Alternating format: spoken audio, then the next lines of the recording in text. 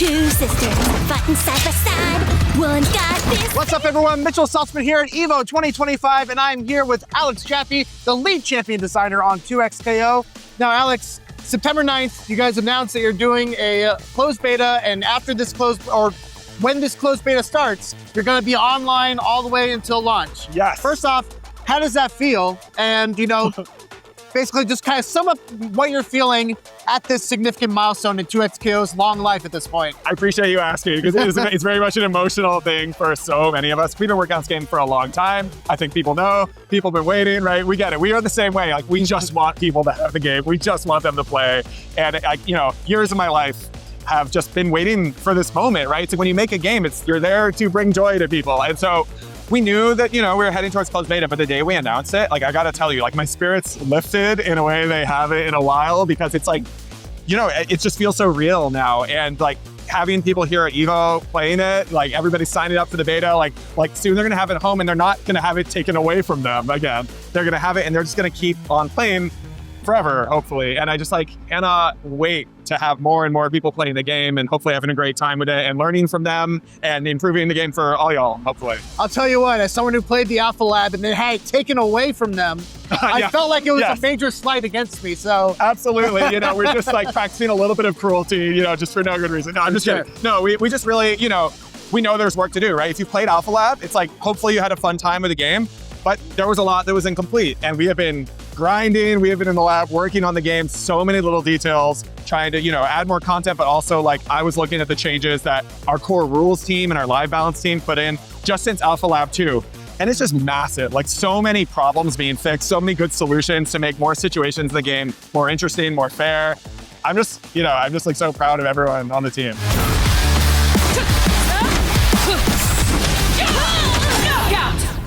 Well, let's talk about those changes since Alpha Lab 2. What was some of the feedback, some of the major pieces of feedback? I know you can't go through every little bit. Yeah, for sure. But what are some of the major bits of feedback that you got from Alpha Lab 2 that you're addressing in this closed beta? Yeah, absolutely. And I'll speak first about core rules, which is not my team, but it's a team I work very closely with, of course, because I work on champions. So, one of the things we saw in Alpha Lab 1, we saw that the game was, really long combos, a lot of pressure, just kind of it was hard to get your turn, it was hard to get agency and get to act in the game. You want to play the game. Right. At the same time, fighting against, a lot of it is about taking control and being able to style on your opponent. Finding that build or middle ground is what we've been working on.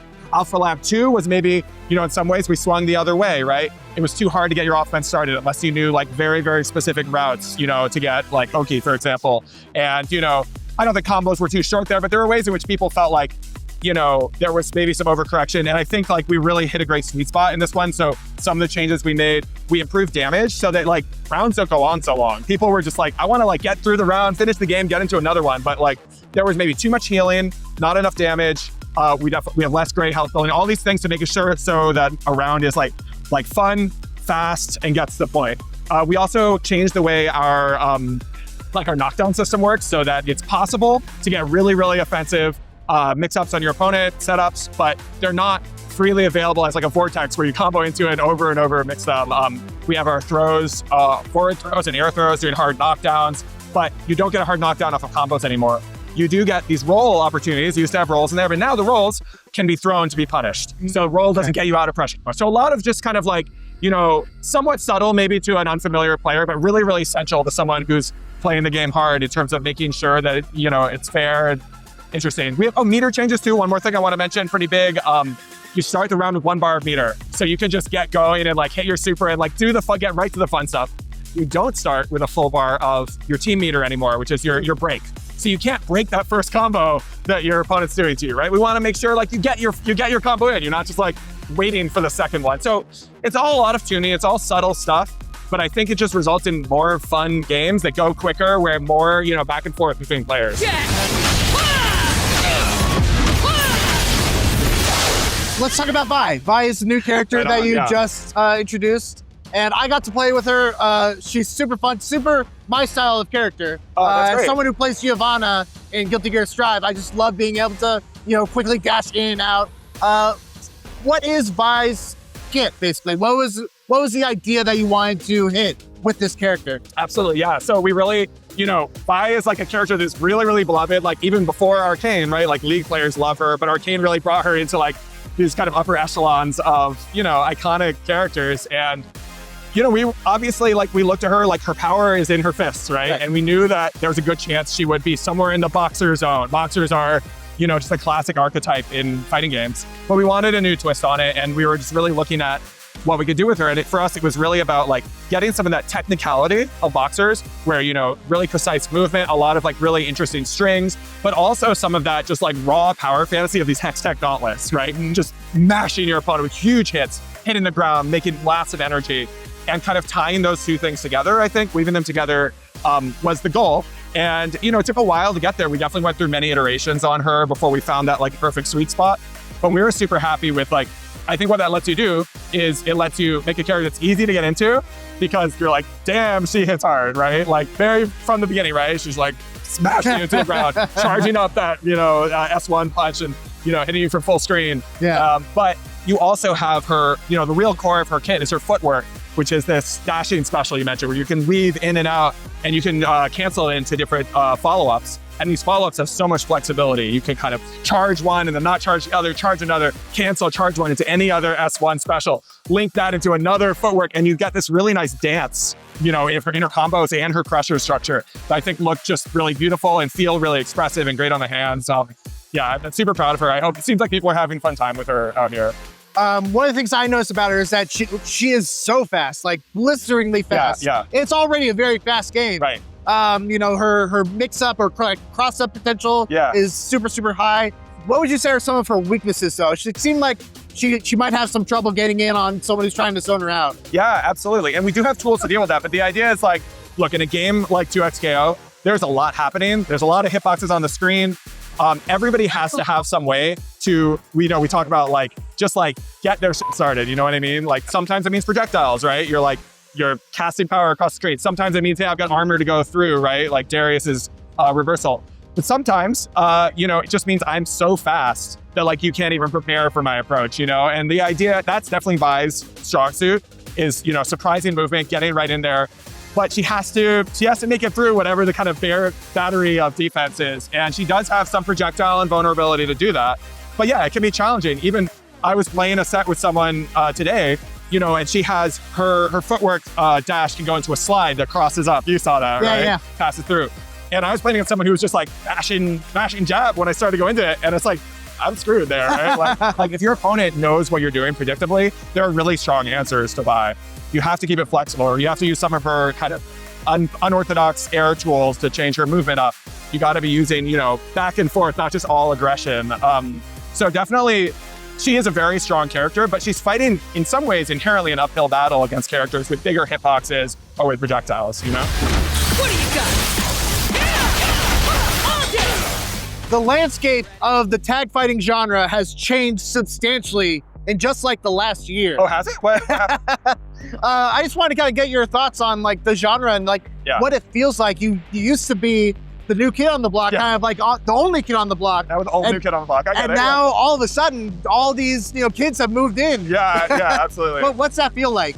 You know, honestly, it's exciting, you know, like in a real way, because like everybody on this team loves tag fighters. And there really was, you know, there were a dearth of options for a while. And we're making this game because we think that this is like one of the most mind-meltingly enjoyable experiences you can have on planet Earth. And so we're like genuinely psyched that there are more options out there and that there are gonna be more people playing tag fighters on account of multiple games coming out.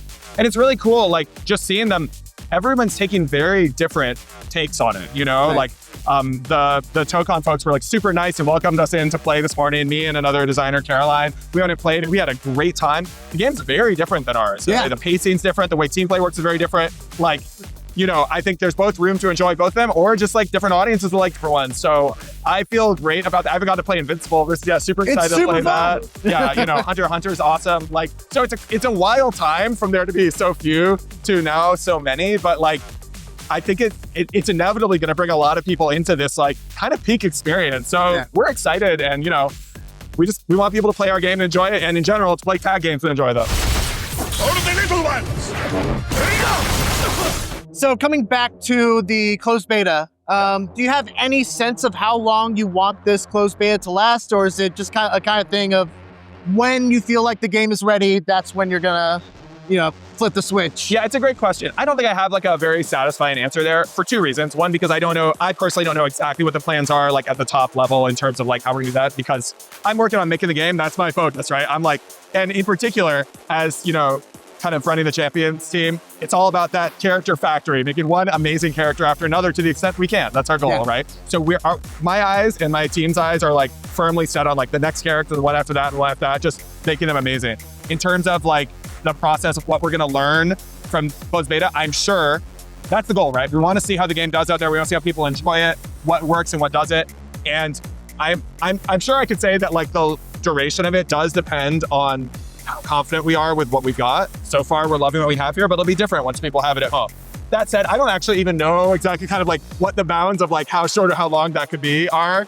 I'm sure somebody else does, but no matter what, we don't want to wait too long, right, before expanding the game as much as we can. Like, because we just want it out there. We want people playing it, and how long it'll be, I can't say really, but fingers crossed, not too long.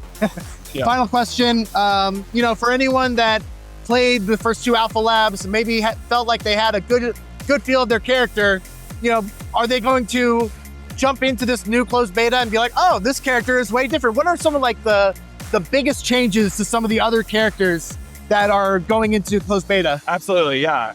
It's been like, so we have a lot of changes on the core rule side and some sort of more strategic changes on the champion side, as well as some tuning. But it's actually cool because we've kind of had our live balance team start coming online and start participating in the process of working on the champions. Because in some sense, we're doing live balance on champions that have actually existed in the wild for a while, even though it's only been in temporary tests. Mm-hmm. So they're kind of working on the champs and collaborating with the champion designers, like our live balance designer, Yohozi, to just make them kind of more pristine. And some of the changes, damage, whatever, recovery, but some of them are more significant. Darius has a fireball Darius now. Got a projectile. It's got a nice little ground projectile. Yeah. It's not the strongest thing in the world, but it has real strengths. It kind of use it to approach. You can combo off it sometimes, OTG with it. It just gives him more tools to play with, to be a more full and expressive character, so you can have more fun with him. Alawi, we're very excited about a subtle change. Alawi, she really relies on getting her tentacles out to start her game, because once she's got tentacles, she can pressure with them, she can combo with them, she can mix the opponent up with them. But, we wanted her to have that physicality, so she can't just summon them. She has to hit you to generate tentacles. That said, it was really hard for her to start that game from far away, like we talked about. So we found a great compromise, which is her down S2 is now charged. Her down S2 is the move where she punches her totem into the ground, and a tentacle comes up, and it generates a tentacle for her. Now, if you charge that, it will auto-track the opponent's position. So they have to fear that low from anywhere on screen if they're kind of being too, if they're being impatient and just sitting there. So it lets her express power from far, get the tentacle out, and really get her game going. Beyond that, just a lot of tuning changes. Yasuo has pretty different routes in a bunch of places, but most characters, Darius or Braum, Jinx, their routes are pretty similar. Some changes around the way corner slump works, but mostly you might have to relearn a couple things, especially at the advanced level, but you're going to be able to get in there and play your character mostly as you used to. And we're making bigger swings right now, but as we get closer and closer to kind of, the full complete version of the game, we're going to slow down that rate of change so that we're not disrupting people's muscle memory too much. Awesome. Well, thank you so much for your time. That is 2XKO. I cannot wait for the closed beta. And yeah, that's all we got for you. So thanks for watching. We've got more EVO 2025 coverage right here on IGN.